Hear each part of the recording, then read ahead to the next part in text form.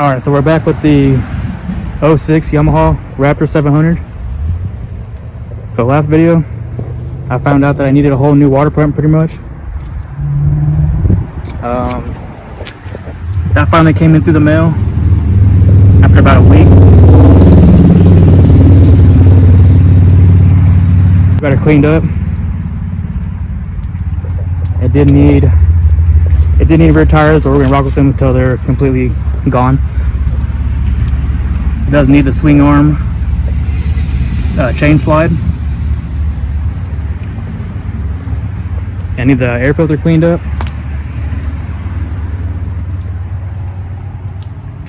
And I needed the reinforcement for the reverse switch. So all that came into the mail. So first thing what I'm gonna do is clean up the air filter, because while I was drying, I can be working on the rest of it, and then by the time the rest of it's all done, it can be ready to start up. It'll be all dry. So we'll go ahead and pop this off, get the flathead, get the clamp off, and the filter should come right out.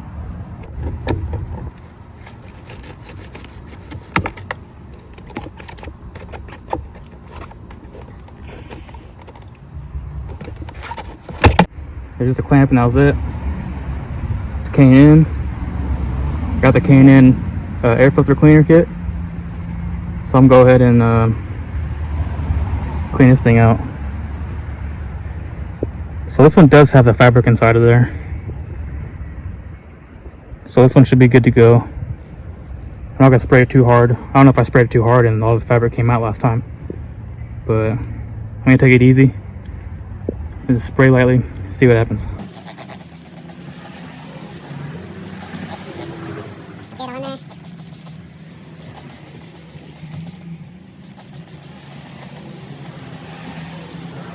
I'd spray a little bit inside.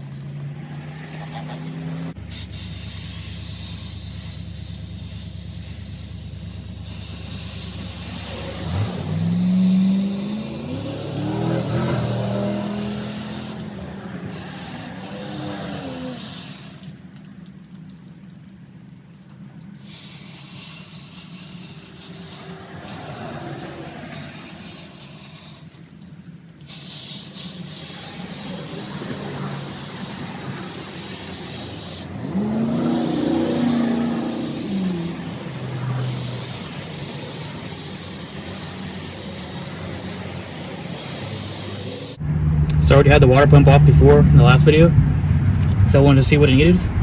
But all these hoses should be already ready to come out. Just undo these bolts right.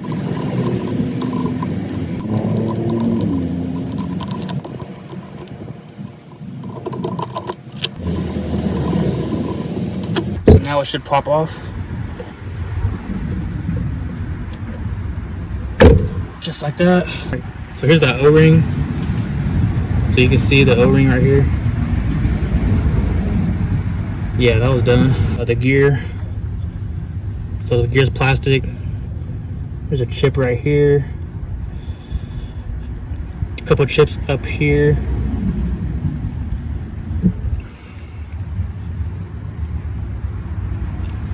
Then the bolt hole is just full of JB Weld.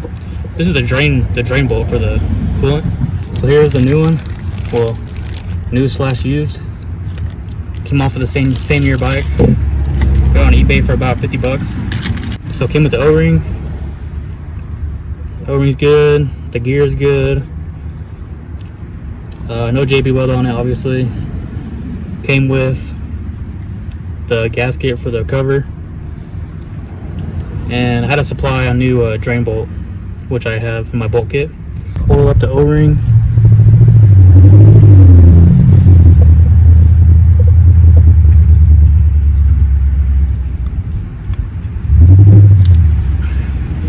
Kind of just clean this up.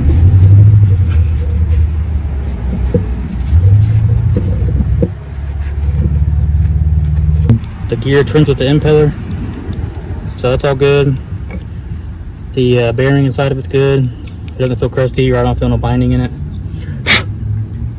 So should pop right on. Stick it in the tube. Find the gear in there.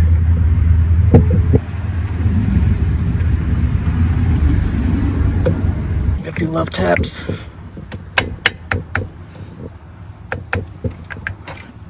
And she's on. Just like that, pretty easy. We'll go ahead and stick this back on the cover.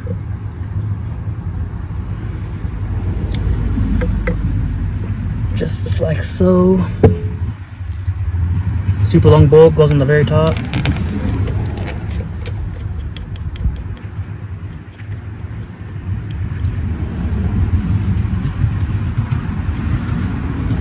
Shorty bolt in the top.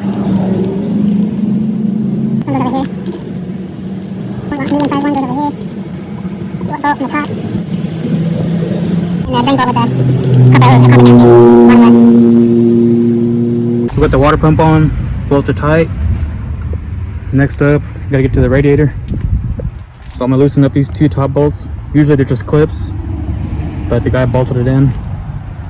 And then it should just lift this cover up and it comes right out. The bolts out should just lift up and out just like so.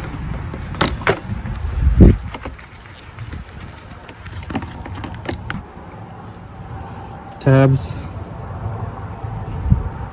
all intact, so we're good there. Here's a little radiator bracket I was talking to you about. So there's the radiator cap. Pop that open. It's probably gonna be low. Yep, it's pretty low. So I got distilled water. We're gonna flush the system out with distilled water, because I believe if you use regular just drinking water, like spring water or whatever you want to say, anything other than distilled water, I think it corrodes the system. It starts getting like this orange, like dirt look. So you don't want that. It starts dirtying up the whole coolant system. So just do distilled water, and then when you add your coolant, it all mixes in pretty well.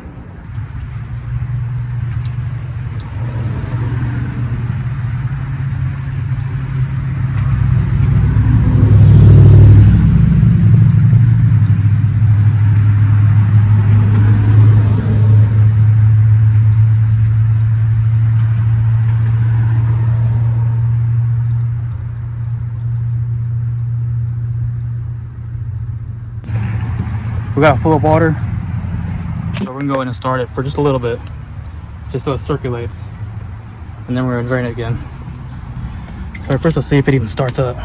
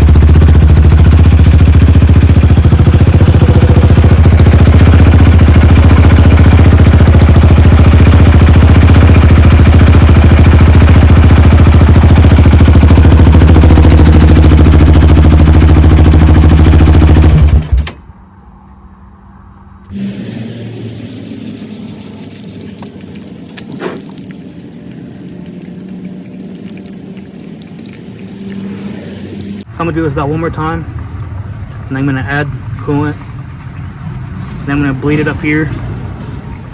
Just open this up and you'll see bubbles. Once the bubbles stop and it's a full stream, then you can go ahead and bolt that back up. And you should be ready to go. Just top off the radiator, and you should be golden. So we got the coolant in. I unbolted this. A few bubbles came out and there was a straight stream. That's when you know you got no air in the system. So we can go ahead and put the cover back on. I'm gonna get this back together, and then we're gonna go see if the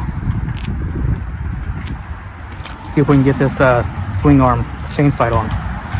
Let's see if I can get this over the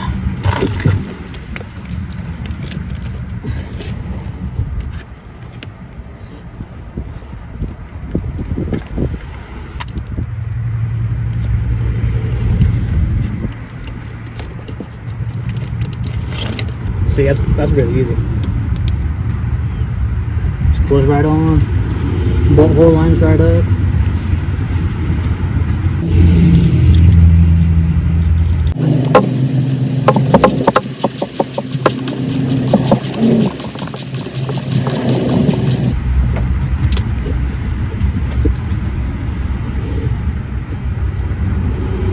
Alright, we got her on. Now she ain't gonna keep rubbing the swing arm. So we're golden on that one. So I did the water pump, filled it up with coolant. I did the swing arm chain guide. Still waiting on the air filter to get dried up. So when I was flushing out the coolant, when it was on, the check engine light actually came on. And I was like, yep, here we go. So I looked up the code. So check engine light blinked 4 times slowly. Then right after that, it blinked about 6 times. Like kind of like rapid after that. So that's engine code for 46. I looked it up, and it called for a voltage, either too much voltage or not enough voltage. So that could be due to either like a bad battery, the stator is overcharging the battery. So what I did was I got my voltmeter, hooked it up to here, turned on the quad. So the battery was good. It was like 12 volts, 12.9. So when I turned on the quad, I checked it out, and the voltage just kept climbing. It climbed all the way up to almost 20 volts before I shut it back off. So I really don't know what that could be. I'm gonna do more digging into it. So what I've read, it could be like the solenoid here, or maybe a wiring issue, which I'm hoping it's just the solenoid. No, the fuse appears to be good. But I'm gonna do more digging into it. I had this one time on a previous 700, and what it was I had to jump the battery, and my jumper box was charging up the battery too much. And when I unplugged the jumper box and I kept it running, the check engine light came off.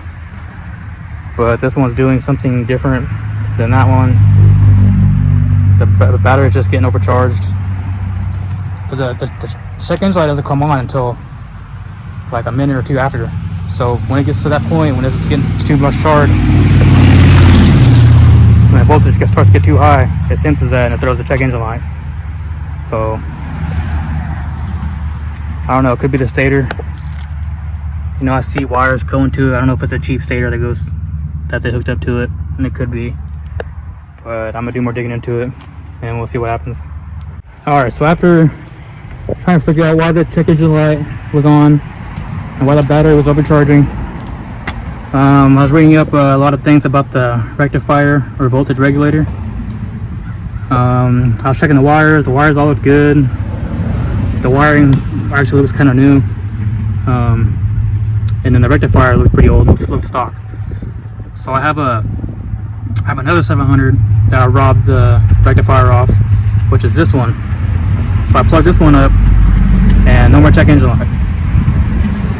So the whole reason why the voltage was going up was because of the rectifier, or voltage regulator, whatever you want to say. So that was the issue. Thank God I had I don't really know how much they are. I feel like they're kind of pricey. I don't know. I've never looked one up because I never needed one. But this is my first time I needed one. And it's a good thing I had another 700 that I could test it out on, instead of just buying parts and throwing at it and see if it works. So this is the old one. So apparently this one's bad. And when I tested out the quad, it never had the check engine light. So I guess it just went bad on it. Like just now. or a week later. So that's all fixed. The next thing I gotta do is just do this, the bracket for the reverse switch. So when doing the switch or the bracket, you gotta take off part of the front plastics. So we're gonna see what we can do there.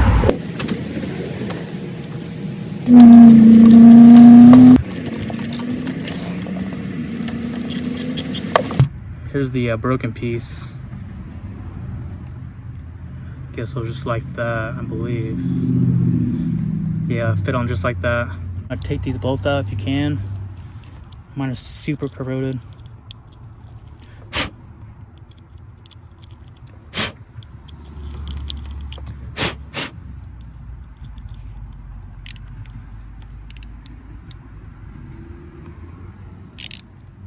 Oh, it's actually coming up pretty easy.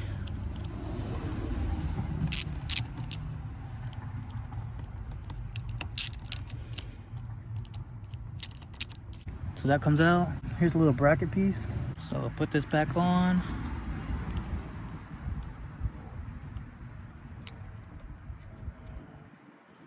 Put this back on. Stick this thing right over it. So it goes on just like that. That's why you need longer screws to kind of compensate for the distance.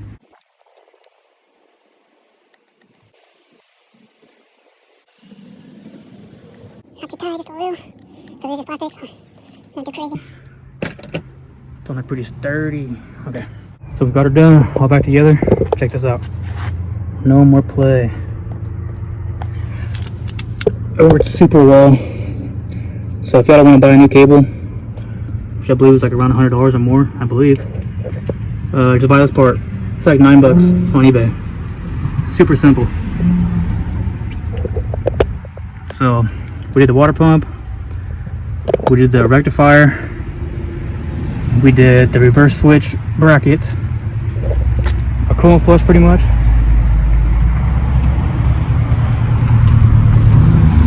We did the swing arm chain guide. We cleaned her up. We just gotta do the engine air filter. We just gotta oil that thing back up, and we should be golden. So the air filter finally dried up. I just now oiled it up.